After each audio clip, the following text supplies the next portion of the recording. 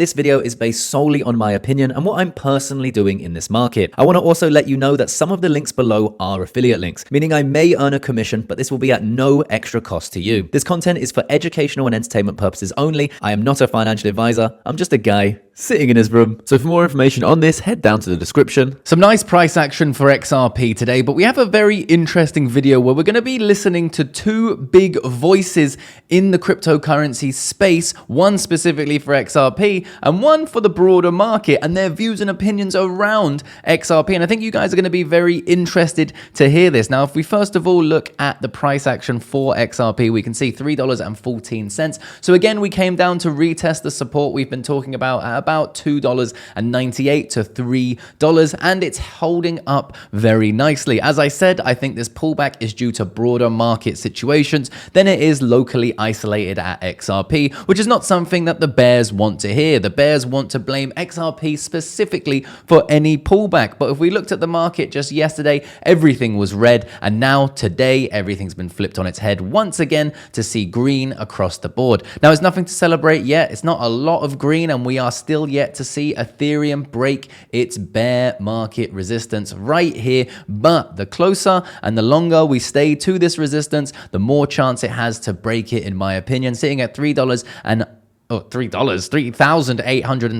a lot of people ask me, Connor, why do you keep talking about Ethereum in XRP videos? And it is my belief that Ethereum will dictate whether or not we get into an alt season. So first of all, I'm looking at the Ethereum chart to see if we break the resistance. I'm looking at the altcoin season index chart to see if we can break into an altcoin season. We're about 50% of the way there now. And I'm looking at the Bitcoin dominance chart to see if we can now lose the support at about 60% for Bitcoin dominance. All of those three together will create hopefully an alt season, and that alt season will, in my opinion, create upside momentum for XRP. Yes, we have a lot of bullish momentum for XRP, but it does not sit outside of the current liquidity in the crypto market. No matter how much people want that to be the case, it's currently not the case. So if the entire crypto market crashes, XRP will crash with it. If the entire market pumps, XRP will pump with it, and hopefully it's one of the coins that pumps the most, which is the reason why I have my low leverage strategy, which includes XRP, and I have my high leverage strategy, which also includes XRP, but right now I have logged out by accident.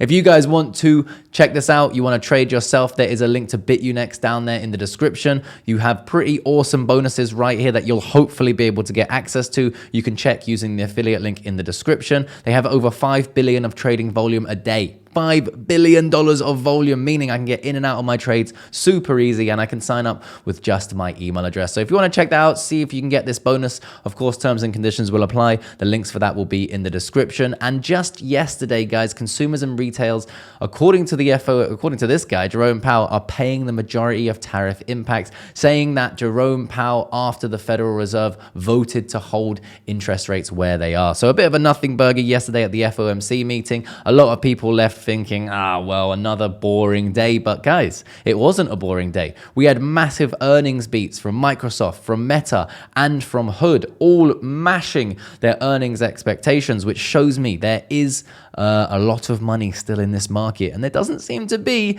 any signs of a recession right now anyway, although probably just kicking that can down the road. But for me, it seems like there is liquidity in this market, and hopefully that liquidity can flow where we want it to, right? So Andre Jick, a massive person in the crypto and finance space, he said, I know people are very opinionated about this, but I've been following XRP since 2014. In fact, he did recently post a video. I feel like he's trying to get views from the XRP space, which is perfectly fine, but he's been posting these XRP videos, and he says he's been following XRP since 2014, and he's still not found the answers to these questions, genuinely looking for thoughtful responses. And some of these questions I have myself, I've been thinking them myself, and I would love the answers. So Ripple has 300 plus banking partnerships, but after 13 years, shouldn't there be billions in daily on-chain volume? Well, some would argue that there already is, but I'll let you guys let me know in the comment section whether or not there is. If XRP is volatile, why use it over stable coins for faster transfers? Well, people talk about it being a bridge currency, but we'll come to the answers in a second. If volatility is not an issue because it's a bridge currency, what is the incentive to hold it? Are bridge currencies still necessary when stablecoins will cover most of the pairs in the future? Why would giants like BlackRock use the XRPL for tokenization instead of building their own blockchain? Robinhood uses Arbitrum and plans their own. Geopolitical risk, why would foreign countries trust a US-based private company payment network? I mean, that would say that like SWIFT is separate to geopolitical risk, but it's not. Now, look at this. David Schwarz actually responded here. So we get an insight from directly Ripple and XRP themselves.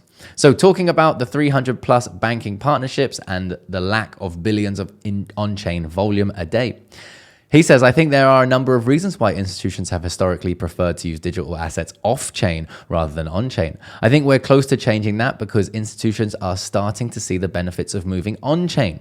But I agree, it's been very slow. Even Ripple can't use the XRPL DEX for payments yet because we can't be sure a terrorist won't provide the liquidity for the payment. Features like permissioned domains will address this. Now, if XRP is volatile, why use it over stablecoins? There are use cases where volatility isn't a minus or is even a plus. Generally, most of the digital assets, from the general view, is that the upside is worth more than the downside. So as long as you aren't very risk adverse, holding it is not really a disadvantage. It's something that I talk about a lot on the channel. Like when I'm trading, basically positioning myself right now for the bull run, right, is the fact that I have basically a 50-50 chance of making a lot of money or losing 100%. But a lot of money could be 1,000%, 10,000% gains with the risk of losing 100%. So for me, the risk to reward is there, but that's because I'm very not risk averse, right? He also says, Andre, if the volatility is not an issue because of a bridge currency, what would be the incentive to hold it? Well, a bridge currency works if someone is holding it so you can get it precisely when you need it. But I think that in practice, if you don't know what assets you'll need to hold next, you may hold the dominant bridge currency because it should be cheaper to exchange it whenever you happen to need it next.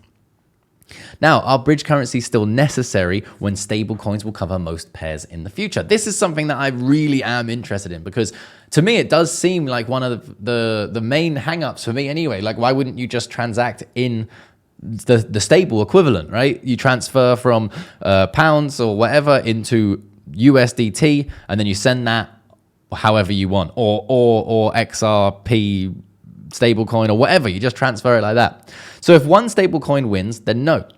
You would just use that stablecoin as a bridge currency. But I don't think one stablecoin can win for several reasons, including that a stablecoin can only be stable relative to one particular fiat currency. Very true. And will always have jurisdictional ties. If we're in a multi-stablecoin world, it still makes sense to have a bridge asset that serves the long tail of tokenized securities, loan portfolios, and so on. So it makes sense because, of course, a stablecoin is still tied to fiat currency. It still goes up and down with fiat currency. So it doesn't sit in this internet world. The only issue that I see with that argument is that XRP is a US-based company. So does that not open ourselves up to some sort of issue there with it being very tied to the US rather than it being like, this thing that just sits on the internet, which is what Bitcoin is, in my opinion. Let me know what you think about that in the comment section. Now, why would giants like BlackRock use the XRPL for tokenization instead of building their own blockchain? He said, David Schwarz that is, I'm not sure how much they will really matter so long as we have interoperability and asset portability. Multiple chains are a good form of scalability. But I think the best way to see why they might ask the same question about Circle, why don't they launch USDC only on their own blockchain? You can see why that's obviously silly. I think the same logic will apply to tokenized real-world assets over the next year or two. So basically saying that tokenized assets can be interoperable with all of these different chains, and no one chain needs to exist. There can be multiple chains and have basically a market of different places, and the bridge currencies or whatever they are can sit on all of these different chains.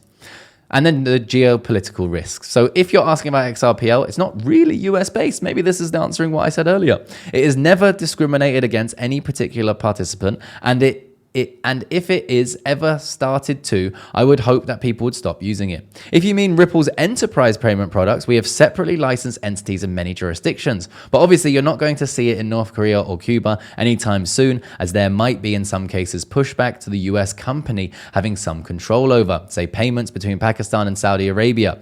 We build trust and we may make hay when the sun shines. So very interesting discussion there. I want to hear your thoughts and opinions around this down there in the comment section, guys. I think that this is relatively bullish. It does open my eyes a little bit to their thinking, but I do think there's still some questions. Is XRP going to be the bridge currency? Or is there going to be something else? Or will we go down a different route? Will there be one blockchain? All of this. And this opens ourselves up to why I have a diverse portfolio. So this low leverage strategy here consists of the projects that I hold in my spot bag as well as others, but the largest positions in my spot bag: Bitcoin, Sui, XRP, Ethereum, Solana. Those are the ones that I have chosen. There are other coins that I hold in my spot bag as well that are including in my higher leverage positions right here.